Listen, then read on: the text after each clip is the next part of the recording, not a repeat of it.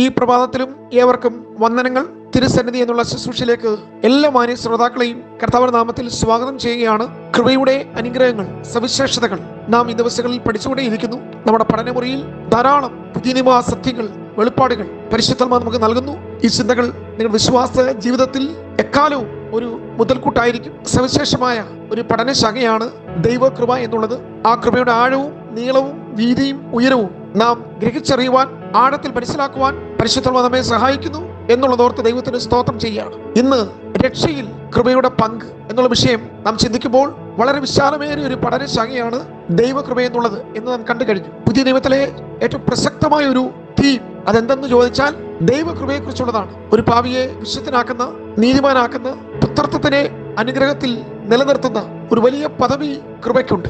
ആ കൃപ വെളിപ്പെട്ടത് കർത്താവായ യേശുക്രിസ്തുവിൽ കൂടിയാണ്. നാം ഇന്ന് നയിക്കുന്നത് കൃപയുടെ ജീവിതമാണ്. നാം ഇന്ന് അനുഭവിക്കുന്നത് കൃപയുടെ അനുഗ്രഹങ്ങളാണ്. നമ്മുടെ മേൽ വെളിപ്പെട്ടു വരുന്ന ശക്തി എന്നുള്ളത് കൃപയുടെ ശക്തിയാണ്. നാം പ്രത്യാശയോടെ കാത്തിരിക്കുന്നത് കൃപയുടെ വരുംകാല ജീവിതത്തെ കുറിച്ചാണ്. അങ്ങനെയാണെങ്കിൽ നാം വീണ്ടും ക്രിസ്തുവിന്റെ വീണ്ടെടുപ്പ്, പ്രായശ്ചിത്തം, പാപപരിഹാര ബലി, ക്രൂശുമരണം, ഇപ്രകാരമുള്ള വീണ്ടെടുപ്പിന്റെ പ്രക്രിയയിൽ, രക്ഷയ്ക്ക് വേണ്ടിയുള്ള ദൈവിക പദ്ധതിയിൽ കൃപയുടെ സ്ഥാനം, പ്രിയരെ, ഈ പഠനശാഖ ഏറ്റവും വിലമതിക്കേണ്ട ഒരു പ്രധാന മേഖലയാണ്. നിങ്ങൾ ദയവായി ഈ പഠന ചിന്തകളെ അവഗണിക്കരുത്. കേവലം ഒരു ആശ്വാസം നൽകുന്ന നിമിഷങ്ങൾ മാത്രം, വൈകാരികമായി നമുക്ക് ഒരു സുഖം നൽകുന്ന ഒരു മോർണിംഗ് മെസ്സേജ് മാത്രമല്ല. എന്താണ് ഈ കൃപയുടെ ആഴം? എന്താണ് ഈ കൃപയുടെ ധന്യത? എന്താണ് ഈ കൃപയുടെ മഹത്വം എന്നൊക്കെ നാം പഠിക്കുമ്പോൾ രക്ഷയിൽ കൃപയ്ക്കുള്ള സ്ഥാനം അപ്പോസ്തലനായ പൗലോസ് തീത്തോസ് ലേഖനത്തിൽ ഇപ്രകാരം എഴുതിയിരിക്കുന്നു: സകല മനുഷ്യർക്കും രക്ഷാകരമായ ദൈവകൃപ, സകല മനുഷ്യർക്കും. അങ്ങനെ ചില പദപ്രയോഗങ്ങൾ ബൈബിളുണ്ട്. ഏത് മനുഷ്യനെയും ക്രിസ്തുവിൽ തികഞ്ഞവനാക്കുന്നു, എല്ലാം മുട്ടുമടങ്ങും, എല്ലാം നാമം പാടും, യേശു മാത്രം കർത്താവ്. ഏത് മനുഷ്യനെയും പ്രകാശിപ്പിക്കുന്ന സത്യം വിളിച്ചു. അങ്ങനെയാണെങ്കിൽ പ്രിയരെ, വ്യക്തി വിഷയമല്ല, നിങ്ങളുടെ സ്ഥിതിയോ നിങ്ങളുടെ സാഹചര്യം ഒന്നും വിഷയമല്ല.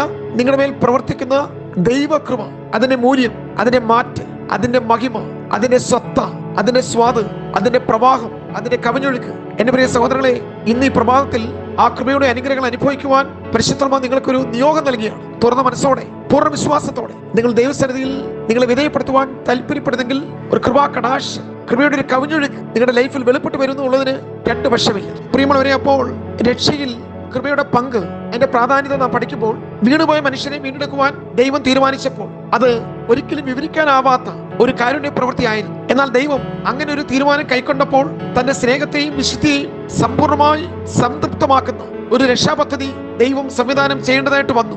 നാം മനസ്സിലാക്കേണ്ട ഏറ്റവും മഹത്തരമായ രണ്ട് സ്വഭാവവിശേഷങ്ങൾ നമ്മുടെ ദൈവത്തിനുണ്ട്.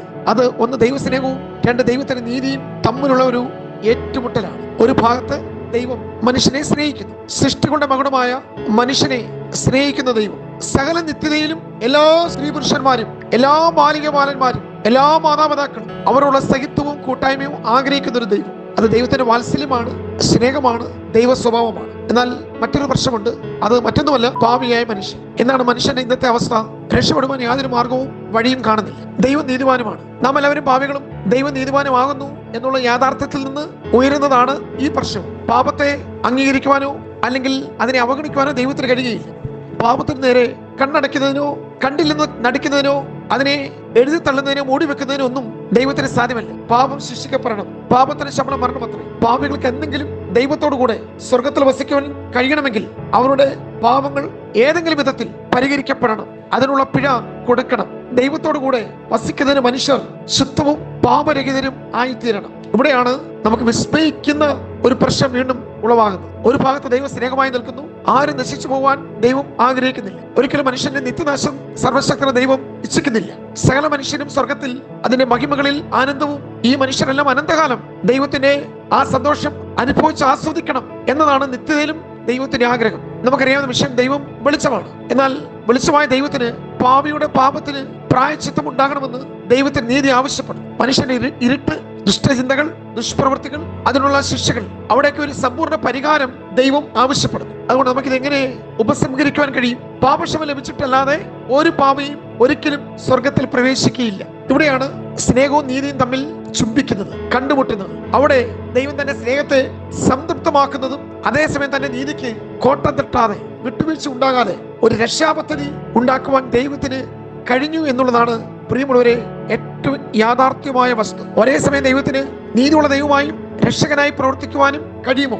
നീതിമാനായ ദൈവമായിരിക്കുന്നതിനും നീതികെട്ട അല്ലെങ്കിൽ ദുഷ്പ്രവർത്തിക്കാരായ പാപികളോട് ക്ഷമിക്കുന്നതിനും ദൈവത്തിന് എങ്ങനെ കഴിയും? അവിടെയാണ് നാം ഈ ദിവസത്തിൽ ഇനി പഠിക്കാൻ പോകുന്ന ദൈവ കൃപയുടെ രക്ഷാ പദ്ധതിയെ സർവശക്തനായ ദൈവം വിളംബരം ചെയ്തത്. എത്ര വലിയ അത്ഭുതകരമായ ദൈവിക പദ്ധതിയാണ് വെളിപ്പെട്ടത്. അത് ക്രൂശിൽ സമ്പൂർണ്ണമായി നിവർത്തിക്കപ്പെട്ടത്, സർവ്വലോകത്തോട് അത് വിളംബരം ചെയ്യപ്പെട്ടത്, ലോകത്തിന് മൊത്തം അത് സദ്വാർത്തയായി മാറിയത്. എന്റെ പ്രിയ സഹോദരങ്ങളെ, ദൈവം എല്ലാവരെയും സ്നേഹിക്കുന്നതിനാൽ ദൈവത്തിന്റെ രക്ഷയിൽ താൻ ചിന്തിക്കുന്ന കാര്യങ്ങൾ നിങ്ങൾ ഉൾക്കൊള്ളുവാൻ ഈ രാവിലെയും ആത്മാവ് ആഗ്രഹിക്കുന്നു. അതെന്തൊക്കെയാണ്? ഞാൻ വളരെ വേഗം 7 കൂട്ട കാര്യങ്ങൾ പറയാം. 1, രക്ഷ എല്ലാവർക്കും വാഗ്ദത്തം ചെയ്തിരിക്കുന്നു. ആരെയും ഒഴിവാക്കുവാൻ ദൈവം ആഗ്രഹിക്കുന്നില്ല. 2, രക്ഷ എല്ലാവർക്കും മതിയായതായിരിക്കണം. സകല മനുഷ്യരുടെയും ആവശ്യങ്ങൾ നിറവേറ്റപ്പെടുന്നതുമായിരിക്കണം. 3, രക്ഷയ്ക്ക് എല്ലാ മനുഷ്യരും യോഗ്യരാകണം. രക്ഷയുടെ പങ്കാളിത്തത്തിൽ നിന്ന് യാതൊരു ദോഷവും ആരെയും ഒഴിവാക്കരുത്. 4, ഏതൊരു മനുഷ്യനും ഗ്രഹിപ്പാൻ തക്കവണ്ണം ഈ രക്ഷാമാർഗം ലളിതമായിരിക്കണം. അമിതമായ ആവശ്യകതകൾ വെളിപ്പെടുത്തുന്ന വാഗ്ദത്തം ആയിരിക്കരുത് ആ രക്ഷ. ഏതു മനുഷ്യനും സ്വീകരിക്കുവാൻ പ്രാപിക്കുവാൻ കഴിയുന്നതായിരിക്കണം രക്ഷ. ഒരു വ്യക്തിക്ക് പോലും സ്വീകാര്യമല്ലാത്ത, നിവർത്തിക്കുവാൻ കഴിയാത്ത യാതൊരു വ്യവസ്ഥയും അതിൽ ഉണ്ടാകരുത്. മനുഷ്യനെ പ്രശംസിക്കുവാൻ യാതൊരു സാധ്യതയും അതിൽ ഉണ്ടാകരുത്. നീളമാണ് മാതൃഭാവം. സ്വർഗത്തിൽ ഒരിക്കലും നീളം ഉണ്ടാകുകയില്ല. മാനുഷിക പ്രശംസ ഒഴിവാക്കേണ്ടതിന്, സ്വർഗത്തിൽ എത്തുന്നതിന് എല്ലാവർക്കും യോഗ്യത ഒന്ന് തന്നെയാണ്. ഒരു മനുഷ്യന്റെ ഇച്ഛയ്ക്ക് വിരോധമായി ദൈവം നിർബന്ധിക്കുന്ന ഒന്നാകരുത് ഈ രക്ഷാമാർഗം എന്നുള്ളതാണ് അവസാനത്തെ പോയിന്റ്. നിങ്ങൾ അതിന്റെ 5, 6, 7 പോയിന്റുകൾ പഠിക്കുമ്പോൾ ഇത് സൗജന്യമായി ദാനമായി സ്വീകരിക്കുവാൻ അർഹതയില്ലാത്തവനെ ആലിംഗനം ചെയ്യുന്നു, അർഹതയില്ലാത്തവനെ ക്രൂശിലേക്ക് അടുപ്പിക്കുന്നു, ദൂരസ്ഥന്മാരെ സമീപസ്ഥരാക്കി തീർത്ത് യോഗ്യതയില്ലാത്തവരെ യോഗ്യരാക്കി മാറ്റിയ ദൈവകൃപയുടെ മഹാത്മ്യം, രക്ഷയിൽ വെളിപ്പെട്ട ദൈവിക പദ്ധതി പ്രിയമുള്ളവരെ നമുക്ക് ഒരിക്കൽ കൂടെ ചിന്തിക്കുവാൻ ഈ പ്രഭാതത്തിൽ കർത്താവ് കൃപ നൽകിയല്ലോ. വളരെ പ്രധാനപ്പെട്ട വീണ്ടെടുപ്പിന്റെ ആ രക്ഷയുടെ വേലയിൽ കൃപ എപ്രകാരം പ്രവർത്തിച്ചു എന്നുള്ളത് തുടർന്നുള്ള ദിവസം നമുക്ക് ചിന്തിക്കാം. ദൈവം നമ്മെ സഹായിക്കട്ടെ. God bless you.